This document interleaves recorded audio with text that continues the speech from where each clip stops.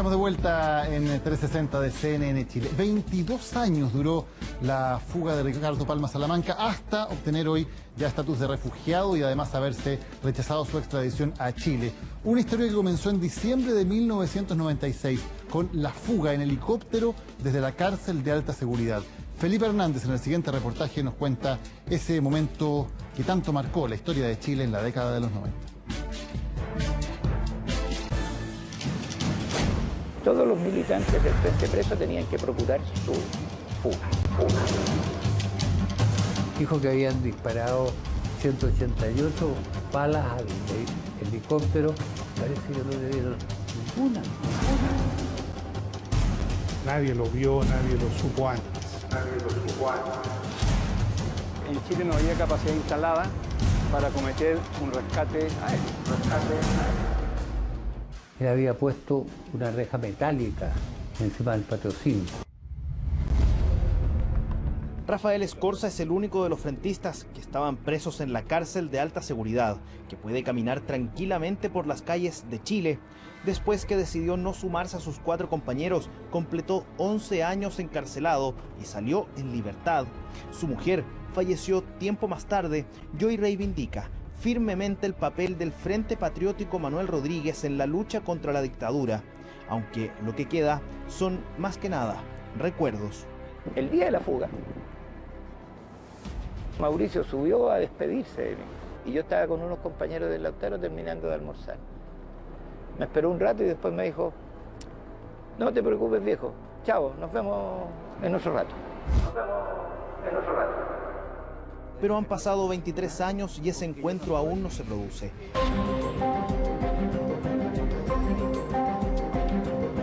Mauricio Hernández Norambuena, conocido como Comandante Ramiro, cumple condena en Brasil por el secuestro del publicista Washington Oliveto. Ha intentado en varias oportunidades ser trasladado a Chile. Yo solo declaro en Chile. Lo que no ha logrado.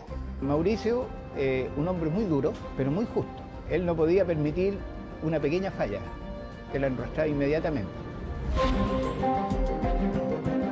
Patricio Ortiz Montenegro vive en Suiza, donde se le otorgó asilo político en 2005. Un hombre muy instruido, ¿eh? Muy instruido. De Pablo Muñoz Hoffman se desconoce su paradero. En diciembre de 2018 se dijo que había sido ubicado en Estados Unidos, lo que finalmente fue descartado. Era muy simple, muy niño, ¿ya? Pero corajudo. Y Ricardo Palma Salamanca, quien luego de escapar de México pidió asilo en Francia.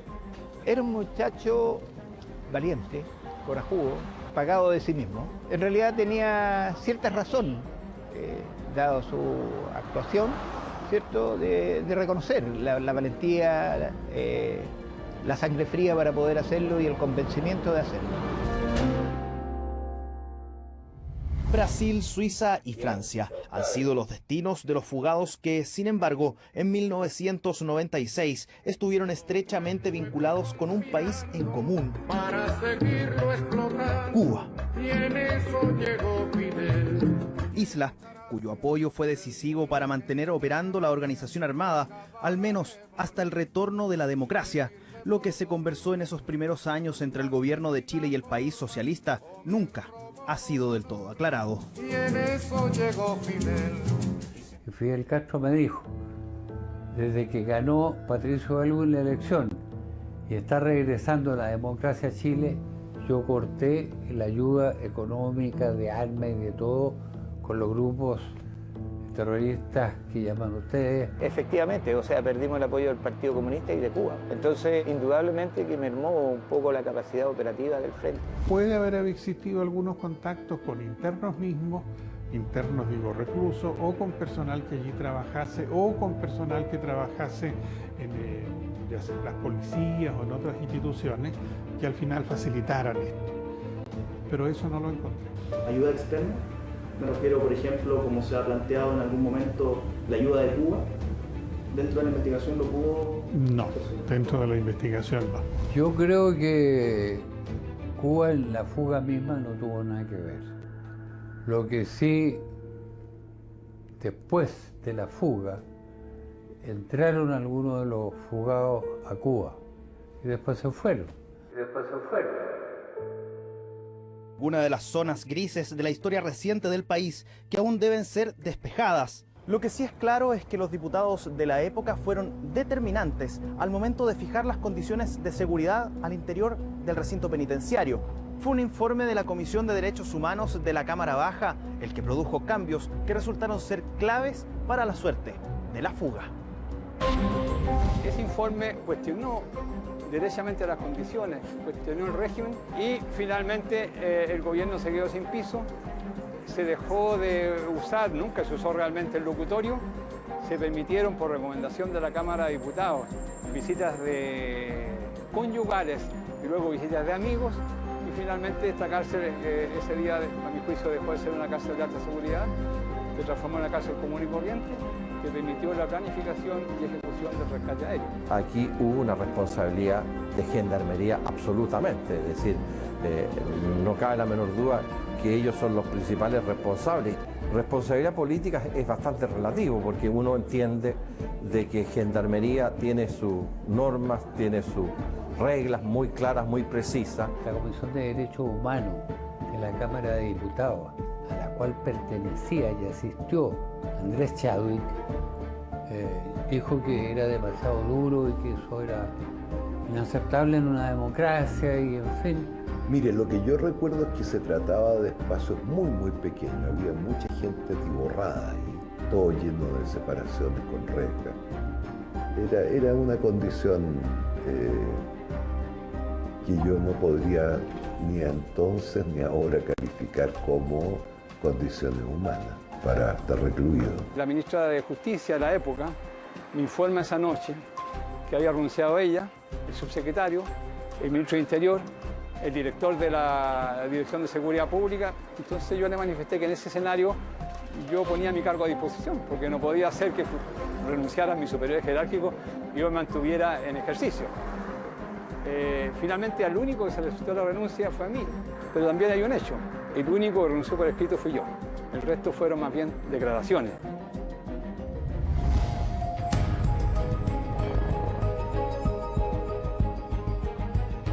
La investigación del ministro Lamberto Cisterna cerró en 2009 sin responsables. Los 58 segundos que duró la fuga aérea dejó una estela de dudas sobre su ejecución, pero también respecto a quienes tomaban las decisiones políticas en esa época.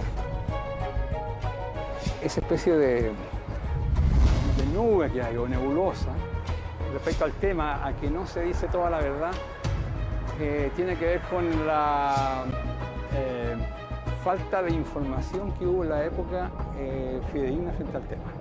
Y la falta de información básicamente está radicada en el organismo de seguridad e inteligencia. Hubo una visión un poco ingenua al momento de asumir los gobiernos de la Concertación, pensando que los movimientos terroristas, por el solo hecho de la llegada de la democracia, se iban a desactivar.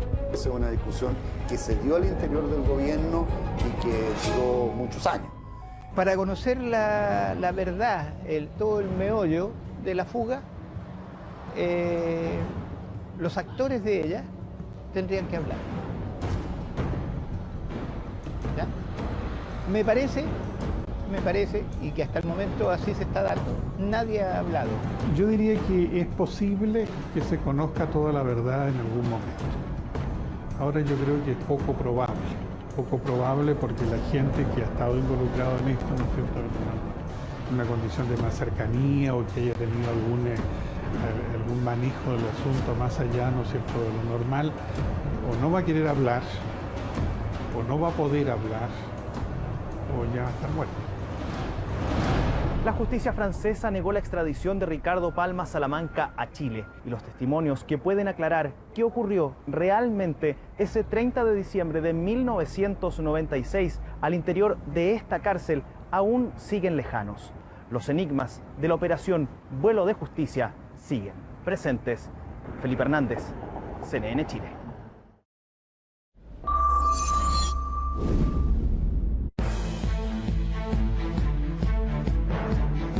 Estamos de vuelta en 360 de CNN Chile para conversar ahora con el director de formación de la Fundación Jaime Guzmán, Claudio Arqueros. Claudio, gracias por acompañarnos en el día de hoy. Gracias, Daniel. su invitación. Hablábamos recién, lo escuchaba usted con Rodrigo Hidalgo, del Comité de Apoyo a Ricardo Palma, y él hacía un análisis sobre Jaime Guzmán, hablaba de un ajusticiamiento y decía que él había tenido responsabilidad como ideólogo de la dictadura en crímenes de lesa humanidad. ¿Cuál es su opinión?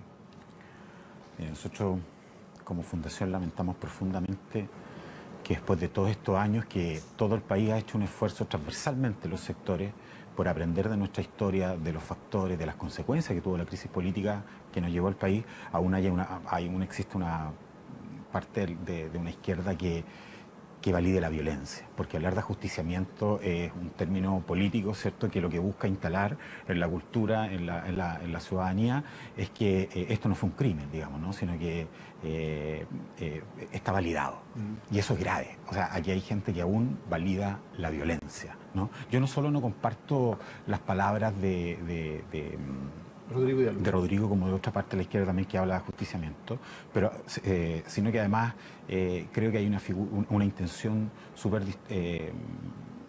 que tiende a distorsionar la imagen y la figura política histórica de Jaime Guzmán, ¿no? Ciertamente que hablar del político excede esta escena, excede esta conversación. Se ha escrito mucha tinta sobre Jaime Guzmán, altos intelectuales, rectores, políticos han dado una amplia opinión y han escrito muchos textos sobre Guzmán, y la importancia de él, si bien está sometida a un escrutinio, estamos hablando ante una figura que lo que hizo, a nuestro juicio,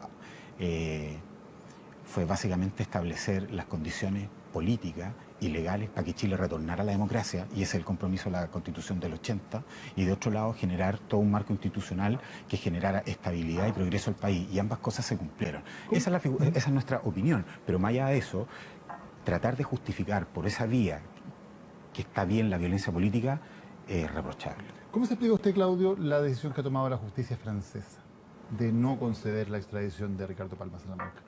A ver, es lamentable. Siempre uno tiene la esperanza de que se haga justicia, digamos. En virtud de lo que había declarado ya la Oficina para Refugiados de Francia, uno más o menos podía esperar que tal vez no fuera así, o sea, que efectivamente no se aprobara la extradición, digamos. Esto responde a la famosa doctrina Mitterrand, ¿cierto?, de dar asilo a terroristas. Yo creo que en este caso, aun cuando haya sido así, aun cuando se apele a esa doctrina, hay un elemento que es súper clave. Establecía dicha doctrina que los terroristas debían renunciar a la vida, a la vida violenta. Pero si nosotros revisamos, ¿cierto?, el derrotero de los asesinos de Jaime Guzmán, nos damos cuenta que tanto Hernández Norambuena como Raúl Escobar y el mismo Palma Salamanca siguieron una vida delincuencial precisamente a través de los secuestros, desde Christian Edwards, ¿cierto?, hasta la ciudadana francesa-americana en México, el mismo Raúl. Y por eso le voy a una pregunta. ¿Qué es lo que falló aquí de parte del Estado de Chile? ¿Por qué Francia considera de alguna manera que no hay condiciones o que no corresponde enviar a una persona condenada por la justicia chilena para que cumpla su condena en un país que es democrático, que tiene Estado de Derecho? ¿Dónde estamos fallando como país para que Francia nos diga eso? O sea, yo lo plantearía al revés. Yo me hago la pregunta de cómo Francia, un país que ha sufrido el terrorismo, hoy pasa a llevar un tratado que Chile tiene con la Unión Europea, incluye a Francia, de cooperación internacional respecto al terrorismo. Yo me hago la pregunta al revés. A mí me parece que estos afanes de superioridad, por ejemplo, de Francia, que, insisto, desde la doctrina Mitterrand, no solamente ahora, recordemos que Francia hace lo mismo, por ejemplo, con los asesinos de Aldo Moro. Entonces hay un afán colonialista y, si usted quiere, superioridad, que es inexplicable y que no se condice. Ciertamente que esta es una derrota del Estado de Chile, Daniel, porque aquí las instancias judiciales de la familia ya se agotaron. Es el Estado el que pide la extradición y es el Estado el que falla. Y perdón, o sea, perdón, el Estado el derrotado, pero yo no estoy de acuerdo con usted, o sea, al menos en el planteamiento de que, o cuando me hace la pregunta de qué falla el Estado de Chile, yo creo que hay otros elementos que hacen que finalmente influyan en esta decisión. ¿Cuáles son esos elementos? Yo creo que hay una parte de la izquierda que ciertamente influyó, trató de influir y de expresar internacionalmente de que aquí habían diferencias políticas a nivel de autoridad. Estoy hablando de parlamentarios como Boric, Orsini, Maricela Santibáñez, que señalaron no solamente que validaban, digamos, el asesinato de Guzmán, sino que además dudaban, digamos, de las condiciones, lo dijo el mismo diputado Boric, de las condiciones en las cuales se le sancionó a Palma Salamanca y su participación. Él no dijo de validar el asesinato de Guzmán. Y eso ciertamente que tiene que influir en estas decisiones, porque son políticos, insisto, y autoridades de la República Chilena. ¿Pudo hacerse algo más? El presidente Piñera tocó el tema, por ejemplo, con el presidente Macron. Algunos consideran que eso fue bueno, otros creen que fue contraproducente. ¿Había alguna gestión, había otra cosa que se pudiera hacer por parte del Estado chileno? A ver, yo creo que desde que se inició el juicio de Guzmán, los jueces que han participado, estoy hablando de las autoridades del Estado que han sido responsables, tanto el ministro Pfeiffer como el juez Carroza, han hecho una excelente labor, y asimismo los gobiernos, tanto de la Concertación como el presidente Piñera, la presidenta de Chile como nueva mayoría, todos han tenido una política de Estado al respecto, y creo que han sobrado las buenas intenciones y las gestiones por traer a Palma Salamanca y al resto de los asesinos de Guzmán a Chile. Piensa usted que el presidente Piñera, reunido con el presidente Macron en noviembre, le entrega todo un dossier que resume el caso Guzmán. Y desde ese punto de vista, uno, si bien siempre puede dar una que otra opinión u otra idea, yo creo que la declaración de intención desde el punto de vista política han sido las mejores partes del Estado chileno.